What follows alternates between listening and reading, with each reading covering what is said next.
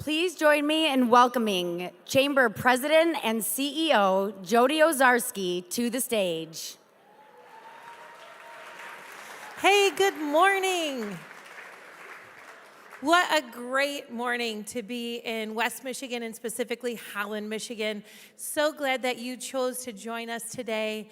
Whether you're here in person or online, I think it is just truly going to be a remarkable day inside here and then outside with tulip time and all the fun going on. I don't know how many of you saw Holland on the Today Show this morning, but it made me even more proud that we get to call this place home. So thank you for what all of you do to make this a truly remarkable community. You know, when we do programs like this, we can't do that without the support of just a ton of people, and specifically our sponsors. And today we have a number of silver sponsors that you should be able to see on the screen behind me. Will you join me in thanking these individuals, organizations?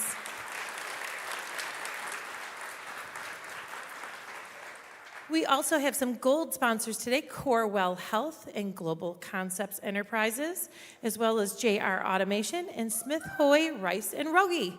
Let's thank them. All right, I'm also going to be joined on stage by Brian Dykstra from Fifth Third Bank.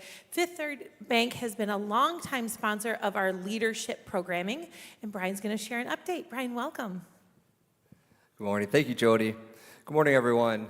On behalf of Fifth Third Bank, I'm honored to be here this morning, and thank you all for taking the time to be here. I will have to say, as a kid that grew up at West Ottawa and made it all the way up to Hope College, my mom was also a Holland Public School administrator, so tulip time was always a really important week in our house. And I will say that even in my early years of working, my mom would still make me march and be in a class, with one of her classrooms and volunteer. So it's awkward not to be in a Dutch costume this week. And I remember as a kid, this week you always wanted rain because that was the best. If it rained Wednesday or Thursday, that meant you had a half a day of school on Friday. It was awesome. But I will say as an adult, I'm thankful for the sunshine this week. It's been great for our community to highlight what we're doing. So we're thankful for what the Chamber does for everything here in the community. So we at Fifth Third are been a part of this community now since 1853 with our predecessor bank, Old Kent.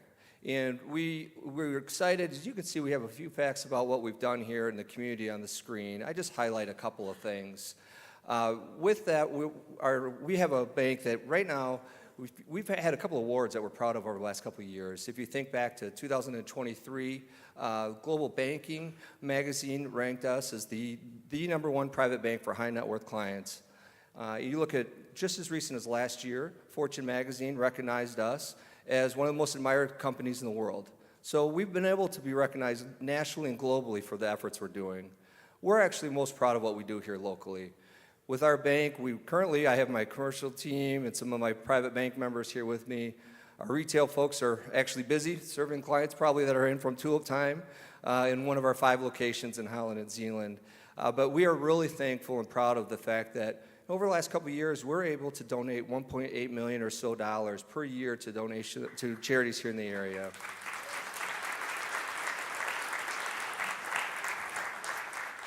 We are also thankful for over the 10,000 hours that our employees are able to dedicate for community service just in the needs of what we have here locally. And then that really speaks to our employees. We have over 2,000 folks that are at Fifth Third employed. So we love to be part of the vibrant community here. And so when you think of Fifth Third, Wall Street would call us a super regional bank. And we're proud of those efforts and how national and recognized globally.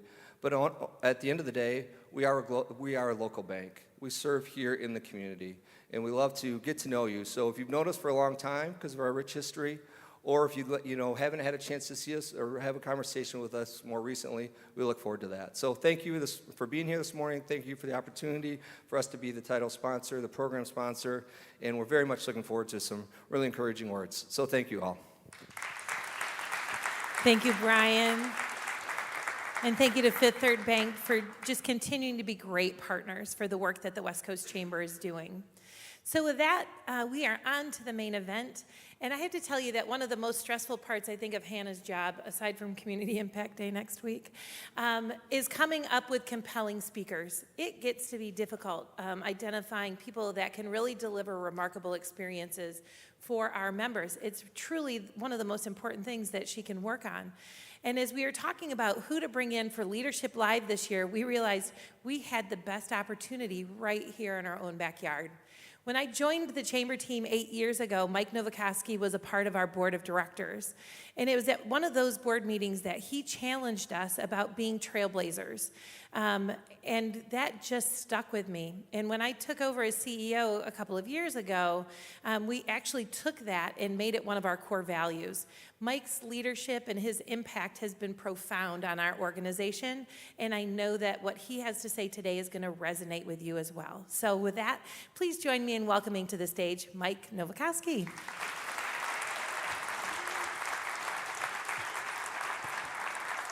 Oh my gosh. Thank you, Jody. So kind. It's been quite a journey with the Chamber and being a part of this community. You know, I'm standing here, thinking about where great stories come from. A lot of it comes from this calling. There's a calling that people have. And sometimes it's just a quiet whisper. Sometimes it's a slap in the face. Sometimes it's just that question that kind of eludes you. You don't know the answer to. And I think about, what are the things that are my calling, and it's really the taglines or some of these things that draw me towards something greater. And so an element like become unmistakable, what does that mean? We called to action what Jody had said, this idea of being a trailblazer. So these little taglines could be so powerful. Do the right thing when no one's looking. Put a smile on the face of all we touch. If you work and do what you love with who you love doing it with, you don't have to work a day in your life. Those are the kinds of things that have driven people. For me, the idea that creating a company that the children of our employees want to work at someday becomes a high motivator. So when a leader is being put in that position where they have these simple taglines, what does it do? It brings me to the edge of being a greater leader. It challenges me. It disrupts the way I typically think of things when I have these simple taglines. But there's times in our journey where you're going through life and you have to realize, am I on track or am I off course? Well, a number of years ago, my wife reaches out to me and she says, I know we're always working on a relationship and we want to be a different kind of parent that our children admire and want to become like, and I think we should do this marriage retreat. And I'm like, oh boy, okay, we're going to do this. I said, okay, I'm in. I'm 100% in. We've been married almost 30 years, my wife Liz and I. The ebb and flow of relationships, everybody knows. You got good times and bad times. So she says, there's this great event. It happens to be in Grand Rapids at the Amway for the weekend. You show up Friday afternoon. The program starts on Saturday. It's all day, different events or different topics are shared, and then Sunday kind of wrap up in morning and go home. Well, the way that this program was set up is there were two sets of couples that would come up on stage, and they would share on a topic, something like communication or managing the household budget or whatever the things that couples are challenged with. And so we're sitting there and we're listening to a couple come up on stage and they share about a topic for 45 minutes or an hour. They go off, they get a break. The other couple comes up, they share about the next topic. So my wife and I are sitting there and we're pretty much front row seat people. Like, I can't hear that well. I want to see, I want to get it all. I want to experience it all. So we're taking copious notes and everything. So this couple's up there sharing on a topic one point, and they talk about how they're showing up for each other in their lives as couples. And the gal says, we were doing our workshops. I think we were in Madison, Wisconsin. We went back to take a break, and the two couples that were delivering the workshop were just talking, how's things going? And one of the husbands goes, gosh, I'm not feeling well. Like, I'm up next, and I got to go lay down. Like, I got to take care of myself. And he goes, I'm sorry, honey. He looks at his wife. He goes, can you do this on your own? And she's like, yeah, I can figure it out. And the other husband goes, I'll cover it. She's like, really? He says, yeah, no problem. He says, I've done yours, you've done my slot. We all know the program, so I'll go up with your wife and I'll cover it. And he's like, oh, that's awesome. The two husbands walk off, and he's heading to his room to lay down, and the two wives remain, and they're looking at each other, and the one goes, that's unreal. To the other one, she goes, what? She goes, that your husband, he just got off the stage, and now he's willing to pick up my husband's slot, and then he's going to go back on the stage right after that. She goes, that's just incredible. He's so willing to do that. And she says, you know what? My husband is a pleasure to be married to.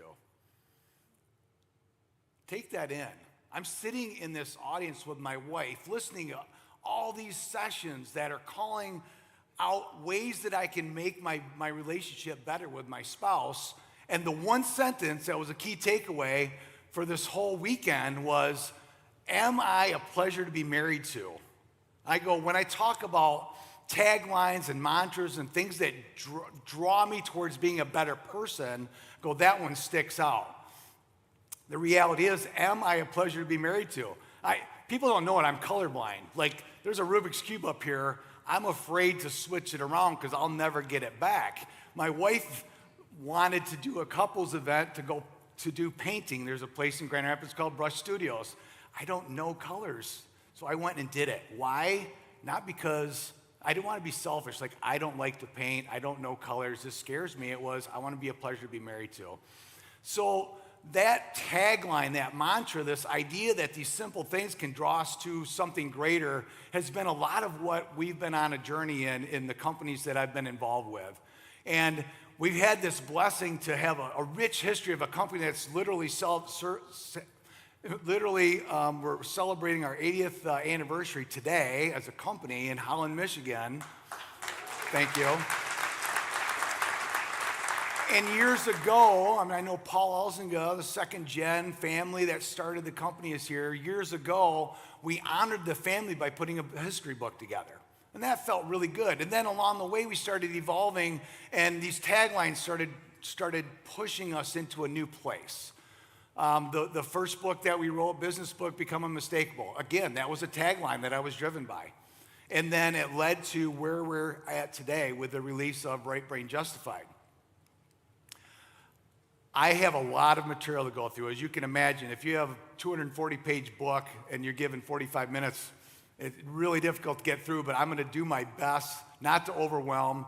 There are people, my co-author Rob is in the audience. His staff is here from our consulting company that can help answer questions after if you wish.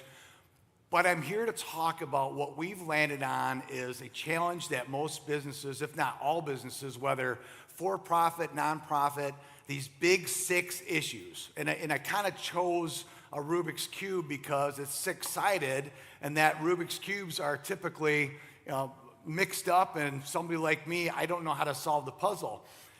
But what I'm going to suggest is that the big 6 challenges are heavily tied to whether or not your culture is in a good place to address it and help remedy some of those challenges. And then I go further, another level where right brain thinking, and we'll talk a lot more about that in the minutes to come, the idea that the way we tee it up, the way we do business through a different engagement of your brain can take the business forward to another level.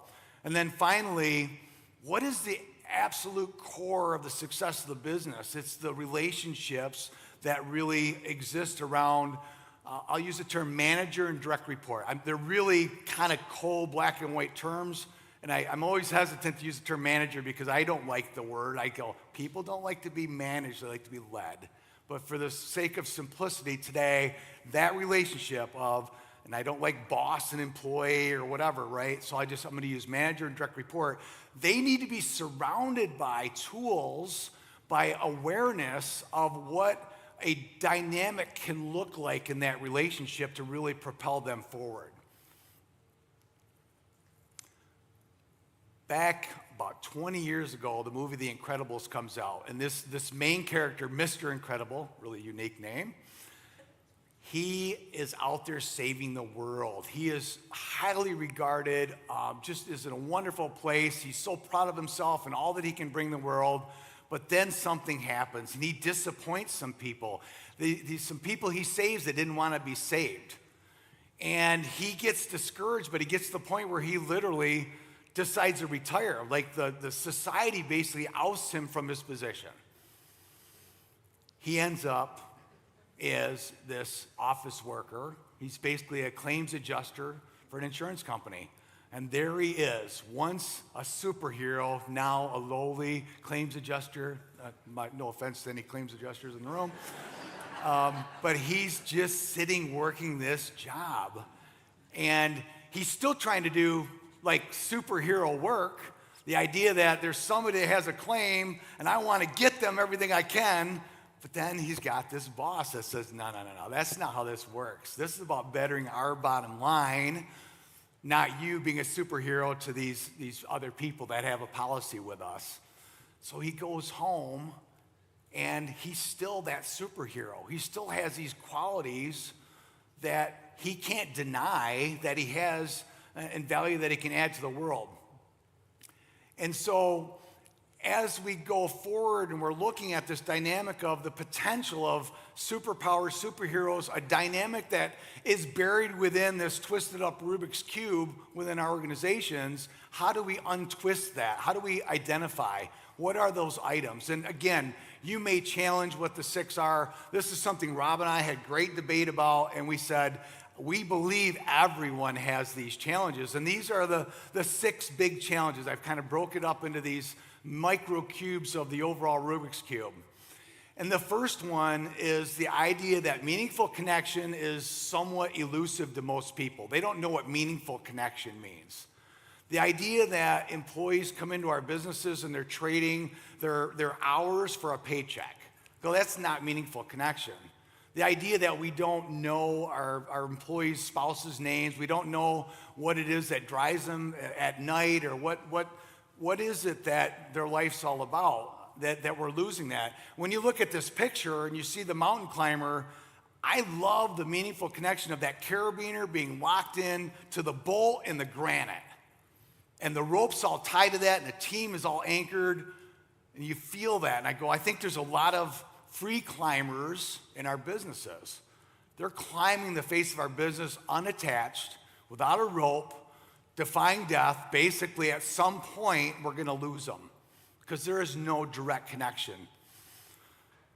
There's this concept of building versus buying. We're challenged with constantly trying to, in a growing organization, adding the staff that we need or advancing people to the next level, and we're trying to fill these holes that we have, and we have a choice. Do we buy resources outside of our organization? You know, you have that senior level management position open, and you hire, you interview, and you bring somebody from outside, or do you take the time to be very deliberate in generating the talent from within? And I love the idea of like building a house. I can sit down with my wife and we can draw and design what it is and have it built, and it's pretty much what we want. This light switch is in the wrong spot, whatever. Or we can go and buy somebody else's house and then kind of be annoyed by the pantry's not big enough, etc. So for us in business, this idea of how we develop the talent within is really important. There's a concept of green to gray. The idea that a person coming right out of college is pretty green to the business world. They have the degree, but they don't know what to do with it yet, so we call them green. And that over time, as they get better experience, they become gray hair, that kind of a thing. Same thing happens with a senior level person. You know, you hire a person from outside and you go, they've got 25 years of experience. Of course they're gray. Of course they can do the job. Not necessarily. They're still green to your company, to your department, to your ways of communicating, what your culture is, all those kinds of things. Talent, upskilling manager talent. I mean, we have a lot of wonderful programs in our community, and leaders are being trained to look at their positions differently. And there's this idea of the Peter principle, the fact that people get promoted to their point of either to their point of competency or to their point of incompetency, whichever way you want to look at it.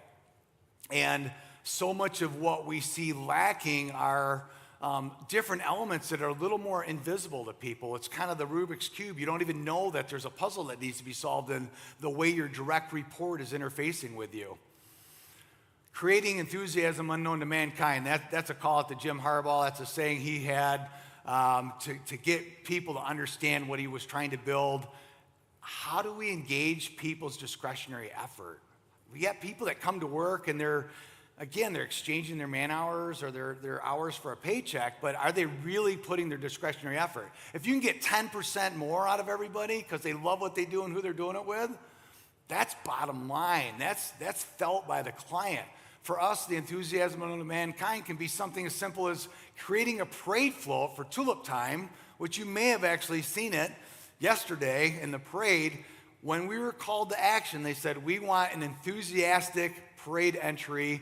Evie's done some really cool things in the past. Can you do something for us that kind of shakes it up? This is a number of years ago when Gwen called me and we talked about it.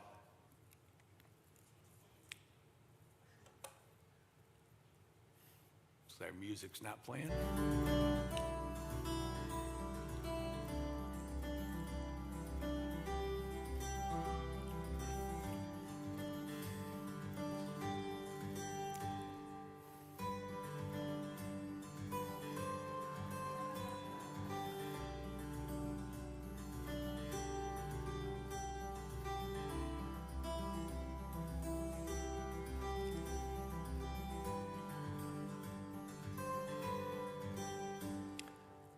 I had one of our employees, Jeremy, this morning tell me, he goes, Mike, yesterday I got to drive the wooden shoe for the first time. Zero-turn lawnmower, spins on a dime. He goes, my kids were smiling from ear to ear. Every single person had their camera on me and my kids taking a video. I go, that's the enthusiasm unknown to mankind that I'm suggesting is possible if you kind of start to engage a different way of thinking. The other one of the big 6 items is consistent delivery of culture. So people really have a hard time even defining what culture is, but one of my challenges that I see is how does culture cascade throughout your organization? So you get a founder, an entrepreneur who starts a business, creates a really good atmosphere, the company sells, the founder retires, it didn't find its way down to the rest of the folks, right? The fact that I can sit here with my staff, a bunch of them sitting in the front row, making me nervous. The fact that I can have 100% understanding of what I think culture is for our company, and I share it with them, they may only pick up 92% of it. And then they share it with the next level and they're 84%. And then you get to the brand new person who walks in the door and they're 4%. They understand your culture. So how do you get people aligned? How do you get them to move forward together with a common culture? So ultimately, the last of the 6, big 6 that I wanted to talk about was just unleashing human potential. The fact that we need to really intimately know how people are wired, how they're reacting in a situation, what their gifts are. Like if they were to show, is there an S on their chest? Is there that superpower that we're not recognizing and not engaging? So I think the struggle is real. Out of those 6 items that I just shared, that Rob and I spent a lot of time trying to formulate, how do we solve those problems over the last 8 years together? There's a huge opportunity. I love the idea of the Russian nesting doll, that you start with this big doll and you don't know how many layers are within inside of that doll. You pull the one open, oh, there's another. It gets down to the little cute 1-inch one that I want to put in my pocket. But the idea that we have that kind of an issue, that the big 6, the challenge or the solution to the big 6 is nested within our organizations. And I look at this graph or this slide it says, I have the big 6, but if I was looking at the nesting and I say, out of that comes culture. Culture can help to drive the solution to solving the challenges of the big 6, but if it's not if it's not supported by a different way of thinking, which we're going to define as right brain justified thinking, and that we take and we arm the people, the director or direct report manager, we arm them with these skill set, that then you've got this really powerful opportunity. Years ago, I went through the New North program, which was founded in Holland. It was an innovation management program. It was game changer for me, and one of their slides was this picture. I think it literally was this picture. I think I stole it from them. But this idea that if you imagine a toggle on the top of your head, and that toggle could physically change the way you look at something from left brain to right brain, can we recognize that there's some power there? Is that toggle rusty and stuck in place? Do we only toggle to the right side on weekends when we're having fun with family and friends? And when we're in the boardroom, it's always left? Well, that's the challenge, is that I think we're trained in business, even from a HR, the mother could be the maternal part of the company, that we still heavily rely on compliance and things like that. But the fact that people that are left brain justified tend to be the accountants, they tend to be the engineers, they tend to be the numbers people. They love logic, the familiar, the linear, and I say they find comfort in spreadsheets. Versus right brain. If you think about the people that you work alongside that are in your lives that are really successful with relationships, it's usually because they have an element of the right brain that takes them to places that others can't figure out. That they're the people that can be more creative. They're the ones that can share ideas differently. They're the ones that can really get people excited about what the mission of the company is. So my proposition to you is be aware that there is an invisible toggle there, and that we need to know that there's times when you can switch it on and off, that there's ways to act differently in business. So is this a missing link between the people and the culture? Is it really? And that's our proposition in the book. Big thing I'm getting fatigued on. AI this, AI that. I probably went to ChatGPT 3 times since I got up this morning. I love it and I hate it. Why? Because I believe in my industry as a contractor, AI is really going to elevate us all to a new place that's going to lean up the process. It's going to change my FTE count, all those kinds of things. But I go, but it doesn't ever really satisfy what relationships do within an organization. So I look at it and go, if AI is an equalizer, then right brain justified development of culture is really the differentiator. So, from a scale position, the idea that, AI is becoming heavily weighted, everybody's talking about it, it's all the rage, but every other thing needs to be paid attention to as well. So this is a unique session today because nearly everything I've gone to in the last 2 months has been something about AI. Being a contractor, I love having, drawings and speak from contractor language. People talk about the foundation of, et cetera. Well, in the building of a house, you start out with digging a hole and compacting the soils, making them worthy of bearing the weight of the home. And we start by pouring this big strip footing, and then we put the wall panels up, and we build the wall. We put the platform, the floor on, and then we go up with the wall.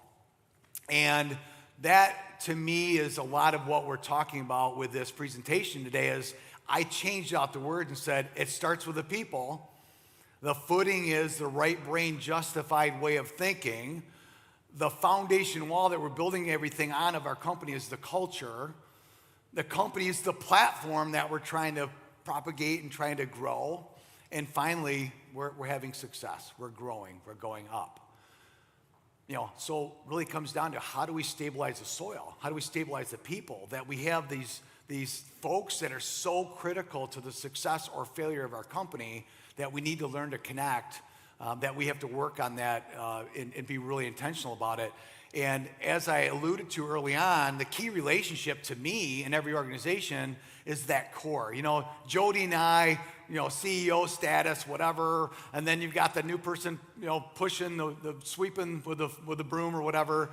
All important positions, but the core of the company is the people doing the work day to day. The people that are leading, the people that are managing the process, the people that are taking your business plan and bringing it to life. And so if we don't spend a lot of time understanding the dynamic of how those two people or that group of people function together, then we're losing opportunity. And one of the first things that nobody told me when I left college what psychological safety was, but Amy Edmondson from Harvard basically said, psychological safety is creating an environment where people are willing to take risks. that they can ask questions, they can challenge, they can even admit that they're wrong with something without fear of negative consequences. So literally, are you feeling that you can come to work and be safe? That I can be me, I'm not perfect, I can screw up, whatever, and that I will be okay. I think about a story years ago when my predecessor was sitting in a conference room, and I'm sitting there doing this. I get pretty excited when I start sending a message out, and I'm going rah rah rah to the whole management team, and I get done with my message, and I'm excited. I sit down, and my then CEO, my boss, basically says, "Well, now that Mike Nova's done with his touchy-feely BS, let's go on with the rest of the agenda." Psychological safety, did I feel comfortable in that situation? I just got judged, I just got dressed down, I just like literally wanted to crawl away. I just totally detached from the whole situation.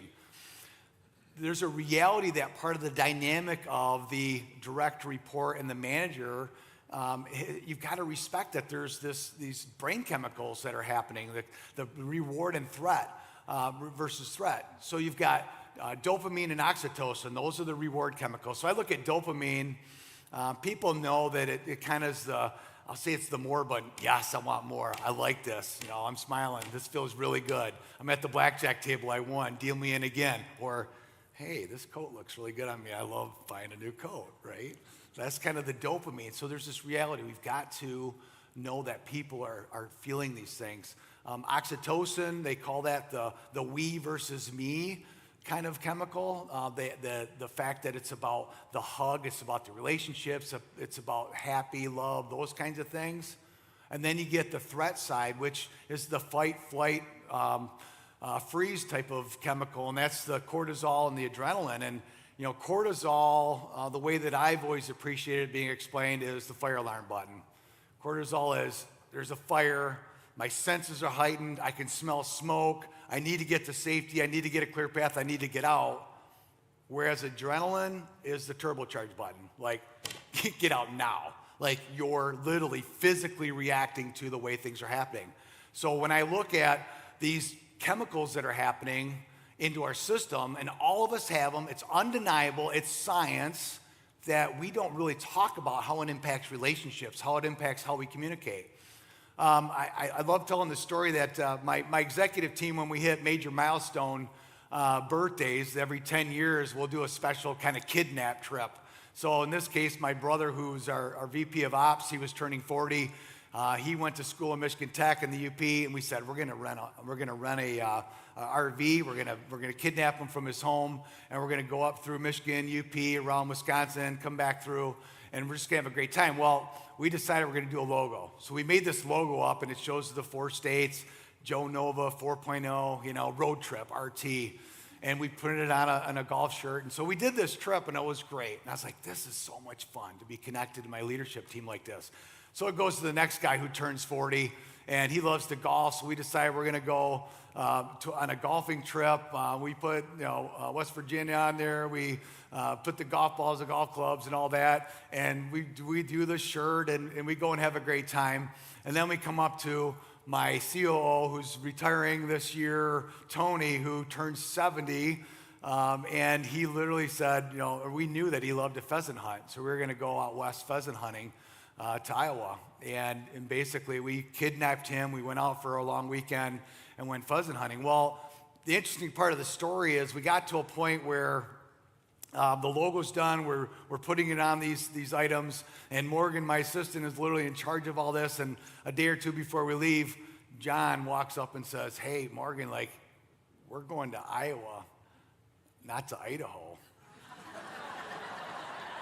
And so literally her body chemicals, her psychological safety, all this stuff kicked in, I'm in big trouble. I've got all this stuff we did, and now the great part of that story was we had no chance to change it, so we literally said, it's okay. We're gonna see if Tony and those guys even notice that. So we got to the point where, we're wearing these vests, say, you guys realize we're in Idaho, or we're in Iowa, not Idaho, right? He's like, oh my gosh, that is. So again, I go, all these little things happen, and people don't realize how the person, and Morgan in this case, is reacting. there are these other social emotional triggers, and Dr. David Rock with the Neuro Leadership Institute basically came up with this model, and the acronym is SCARF. And this is a really interesting way to look at the way people are reacting in a certain situation. So status would suggest that, I've become embarrassed in a public situation. I thought I was going to be promoted to this next position, those kinds of things. When people are challenged or triggered with a status, they react a certain way. When you look at certainty, the idea, I'm thinking like a surfer, they don't know when the next wave's coming, the undercurrent, there's no direct path to get into the beach. Like when people don't have certainty, they react a certain way. Autonomy, nobody wants to be micromanaged. The idea that we have an ability to decide process over end result, like is the company forcing me to follow this process when I know I can do it better my own way with the end result? Relatedness, the idea that I'm not connected to our business plan, or it feels very bureaucratic to me, it's very cold, or my coworkers are going out for a drink, they didn't invite me with them, like I'm not feeling connected at all there. And then fairness is really kind of just feeling mistreated or not acknowledged, or this department gets to do this, our department doesn't. So when you think about a psychological safe environment, and you think about the brain chemicals, and you think about this SCARF model, the way that people are being triggered, there's a lot going on between that manager and that direct report that people are not necessarily trained to understand. And a lot of that can be addressed more in that right brain way. We've landed on this concept of connecting, aligning, and coaching. And if you look at these parallel paths that a direct report and a manager have, sometimes they're really connected, you see the dots, and sometimes they're not. And what is the cadence by which you are having that relationship? How deeply connected are you? How much do you understand the person, and does the person understand the company's needs? Employee onboarding, a new person comes in, I'm just here, I'm gonna do whatever you want. And so they're just there. And the manager is, I don't know exactly how I'm gonna use yet, I'm really busy, I'll kind of check in with you later. And then you get aligned. Eventually it's like, okay, now I know you, you know me, we know the company, we're starting to understand each other. And eventually all relationships go astray. Like my boss has not, or my manager has not contacted me or talked to me or anything, checked in for 6 months. They're too busy. Like I'm just supposed to be out here on my own, feeling very disconnected. And then there's that big event. Something bad happens, you drop the ball, a client gets upset, and then you get called into your manager's office. There's this highly dysfunctional. We're completely disconnected, and I know that the Best and Brightest organization talks about the annual performance review. Nobody has a great desire for those. And that idea that we'll be completely disconnected, but once a year, the manager has to do their 12 reviews. They quickly go through the performance review and they connect, and then you go about your business again. And then there's the idea that your direct report could be completely lost, that they're spiraling out, they don't know their job, they're being entertained, or somebody's trying to hire them away, and so they're on their own journey. Versus this regular check-in, and I just go, you got this ebb and flow of the relationship between the direct report and the manager that you're trying to make sure that you're taking care of. So for us, there's leadership training that we've had to do with our people, and that Rob and I and our team has been working on, that helps to instill those qualities. The idea of having a leader who is trained in what right brain justification looks like. So what is, how do people show up? How are they meaningfully connected? How do they start to understand things like psychological safety, brain science, SCARF model, those kinds of things? The impact that leadership has had on them in the past. We've worked for other people that have led us. We've had bosses when we were in high school, college, et cetera. And what imprint did they have on you, good, bad, or other? What are the gifts that you have as a leader that you can bring forward? What are the gifts that you're missing? How do we give you superpowers of trying to start to understand what people are thinking, how they're feeling when you're talking to them? The gifted messenger, how we communicate, how we get a point across, how we advance the cause, that there's different ways of doing that really effectively. Making sure they understand the full employee journey. When you interview somebody, when you onboard somebody, when you're having performance conversations, when you're doing regular check-ins. How do you journey with that employee? So ultimately, we're trying to get them to ignite a different way of going about being a manager. So for me, how do you scale this culture using right brain justified? Well, it starts at an individual level. Do we care enough about the person to understand who they are as an individual, who they are, how they're showing up as a professional? Do we have those regular conversations? Do they know where they're going? Do they know what their opportunities are? Is it all a big question? So part of what we've landed on is, again, oversimplifying, is this idea that there's this right and left brain approach to business. And if you look at the left brain side, it's all the cold calculating, P&L-ish kind of stuff. It's what the employee's called to do for the company when it comes to top responsibilities or KPIs, those kinds of things.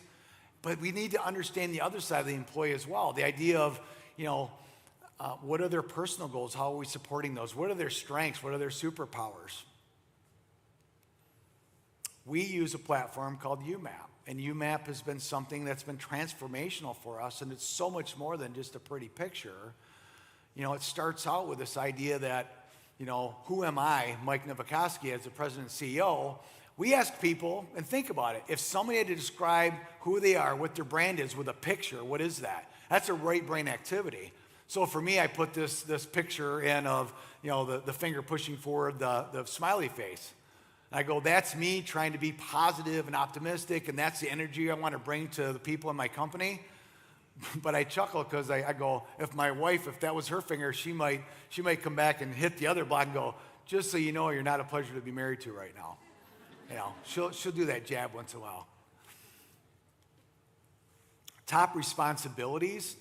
I know what I think my top responsibilities are, the 5 most important things in my role right now, where our business is at.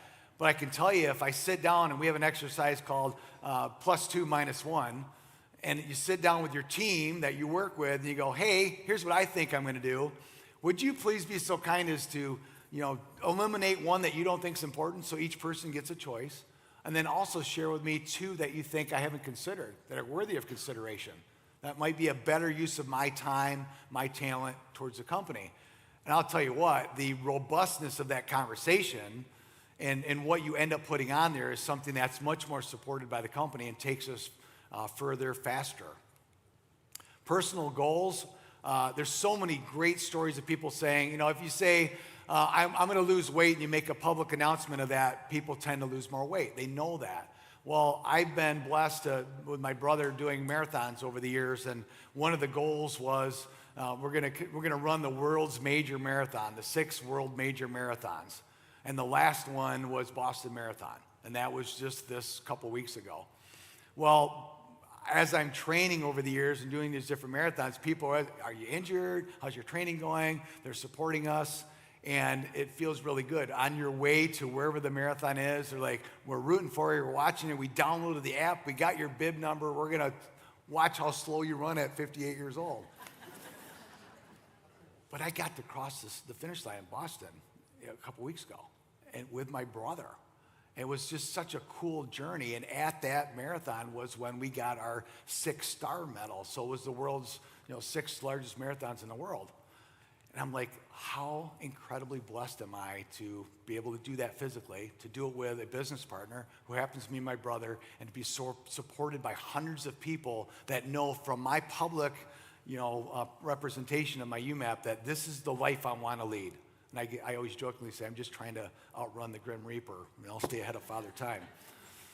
So professional goals, again, they change. We're always looking at, but we're being held accountable. And one of the professional goals was to write the next book. 3 years ago, Rob and I were talking about it, and today is the day. So that feels really good. Superpowers. What are my superpowers? I think there's certain things that I have as a gift at home or at work, but I think it's even more incredible to ask. If you look at a project management department, you say, hey, so-and-so says this is their superpower. What do you think their superpower work is? And everybody will have a different affirmation for that person. So again, the way that we're connecting, the way we're going right brain can make all the difference in the world. So we're really trying to teach people that we're stuck on the left brain, we're trying to go to the right, and some of the things that we have learned within the last 4 or 5 years is that there's powerful shares that can happen. You know, to be at a retreat with a bunch of leaders, and we ask them to put their UMAP up, and they're going to just go through the right side, who they are as a person. And they're going to share with people that have been around them for 10, 15, 20 years, and people are finding out for the first time certain things about people. This story, there's gruff sales manager. He's going to present his UMAP. He walks up, and the first thing he does, he looks at his family. He says, and you notice his family's missing a wife. It just has his 2 boys, a dog. And he basically starts saying, of course, you guys knew I went through a horrible divorce. And he starts reliving it in his mind.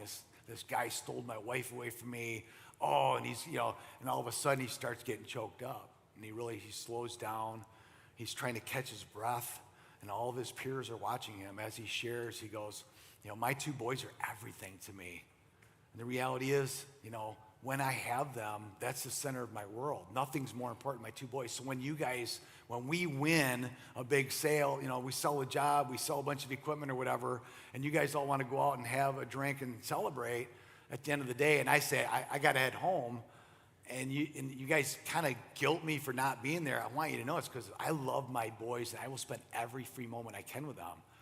And they just stood back and we had no idea. So if they only knew, they would have supported him differently. Because we knew. Dan Baylor, he's one of our project managers. I got his approval. He's a director for us. I got his approval to tell this story, but Dan had a fantastic year last year. He's very highly respected leader within our company. He got a really nice, generous bonus at the end of the year, but we're sitting here in Q1 of this year, and a couple of people said, Dan is just crushing it. He's got all these great jobs going, and we really need to acknowledge that. We need a thank you note. We need something unique to show him the love. And so we came up with this idea. We're going to give him a couple of $500 Cabela gift cards, but not just, here you go, Dan, thanks. Okay, nice. We go, I'm going to call his wife, Ann, and I'm going to tell her, here's the plan. Ann, I'm going to send you 2 $500 gift cards. You're going to call your 3 boys. You're going to kidnap your husband or their dad, and you're going to drag him to, probably not drag, he'll willingly go to Cabela's, and you're going to do a shopping spree with him. She's like, I'm excited for that. So I send her the cards. So a couple of weeks later, it's a weekend, Saturday, I think, and I get a text from Dan that says, I just got kidnapped. And he's in the car getting taken to Cabela's. And then at the end of the day, he's sending me pictures. He's telling me point by point what each kid had.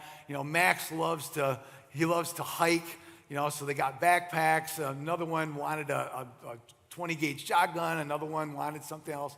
So this memory, because we knew Dan, and we cared enough to understand that he loved to hunt and fish and spend time with his boys, we were able to do something really special. So where we go with this is we've got these companies that are heavily driven with left brain initiatives. And I know EOS is a sponsor. Scott's here. Maybe Scott Patchen's here. I don't know.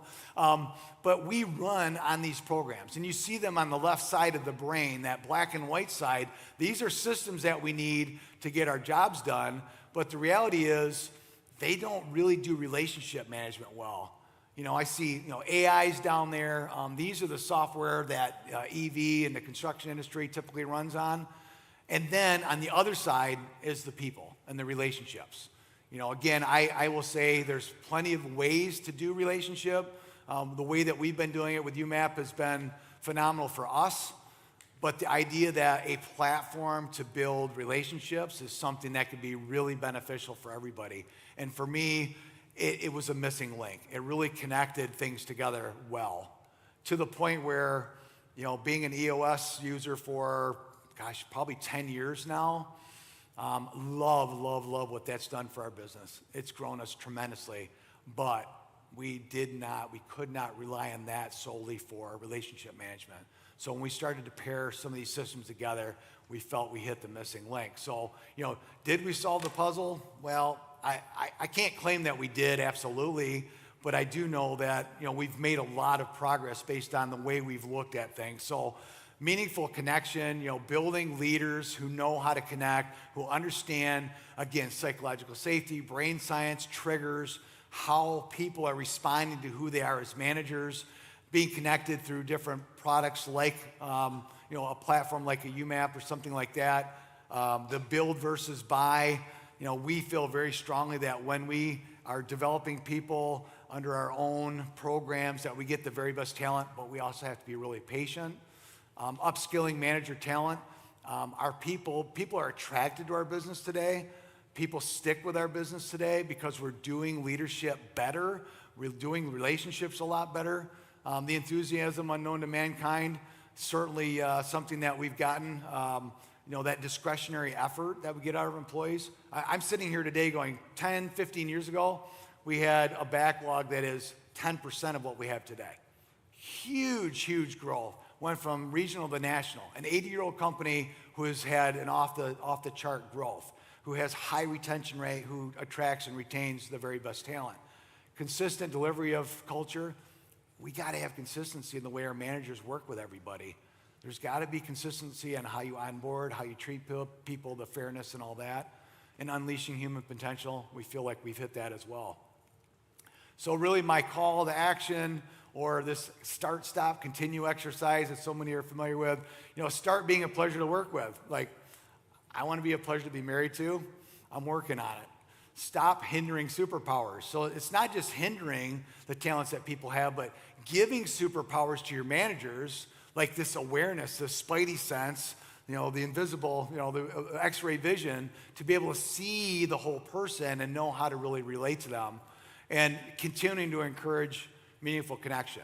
And I think when you look at what connection looks like within your organization, there's some that do it really well and there's some that don't. Those people need to be upskilled.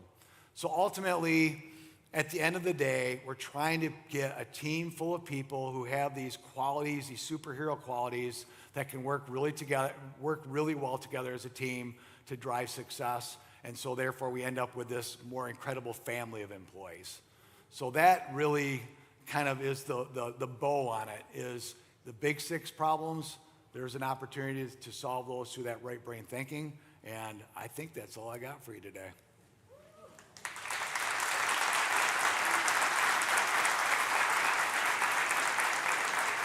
Mike, that was awesome. Thank you for that. And that also allows us a few minutes for any questions that any of you may have.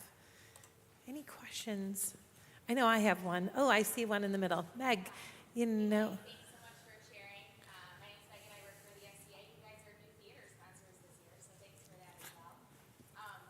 I love that you shared that story about showing up and adding value to the meeting with your presentation, and yet it fell flat, people didn't appreciate it. So how do you manage things like that in real time now in your company when someone is showing up, bringing their all, bringing their enthusiasm, and the people that they're surrounded by don't connect with it, don't understand the value that it adds? Right. So the question for those who hadn't heard is, how do we handle a situation that I went through in that conference room with my boss kind of shutting down, raining on my parade, if you will?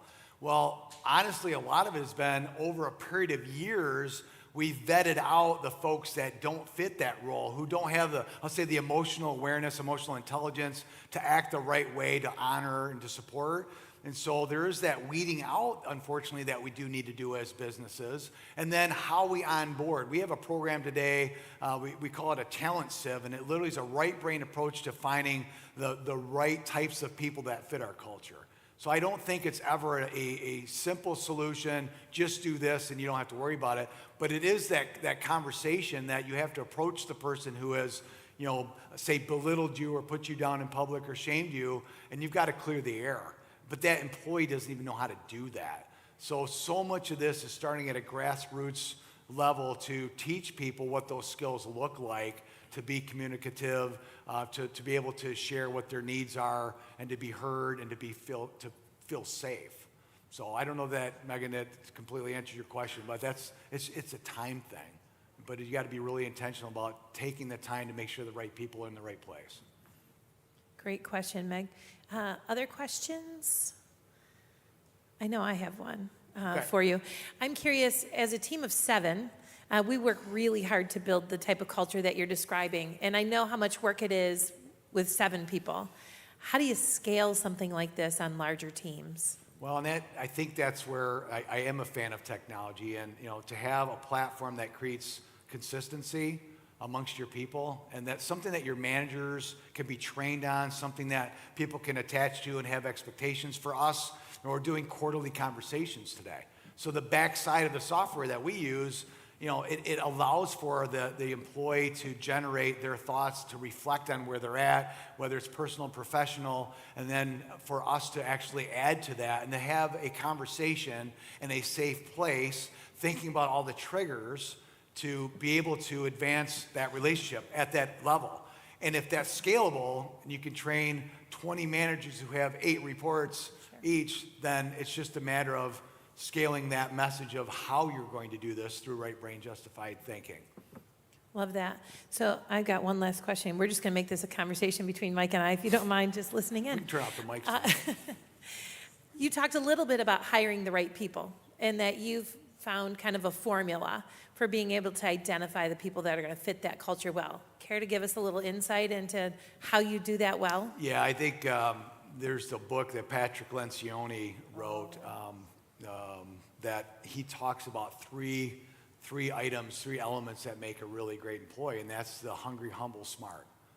So the hungry person is driven, they're thinking about things after work, they're trying to have an insatiable appetite to learn, they're reading books, they want more.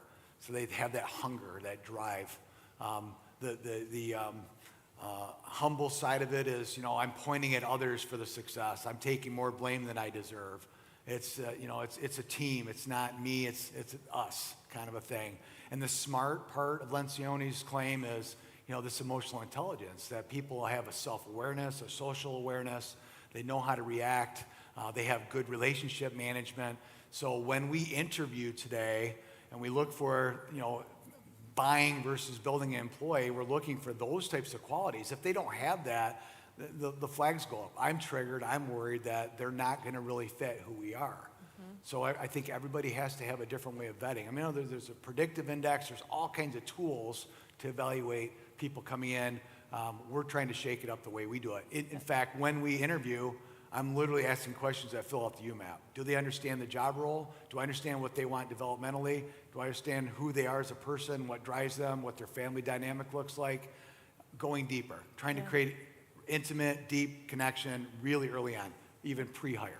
Yeah, love that. That's great. That's great information. My mind is spinning now for our next hire and how we're going to handle that a little differently. Thank you for that. Hey, will you all join me in thanking Mike for sharing with us today? Thank you. Thank you.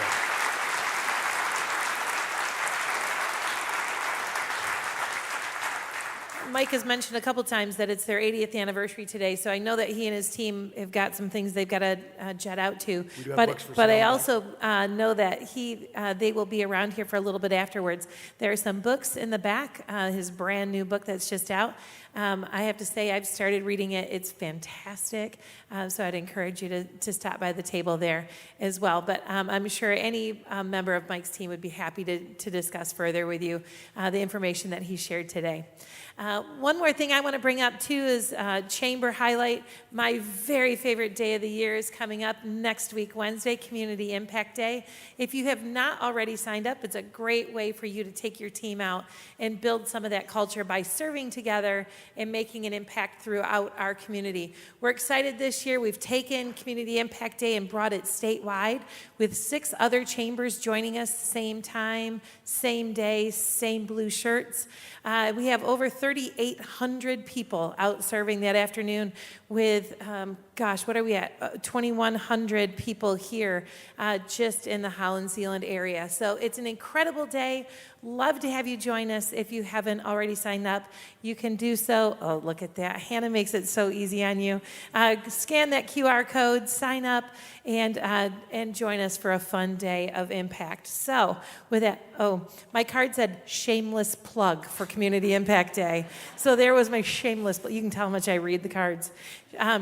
But yeah, shameless plug, Community Impact Day, come join us. So with that, I'll say go make it a remarkable day. Thanks for joining us today.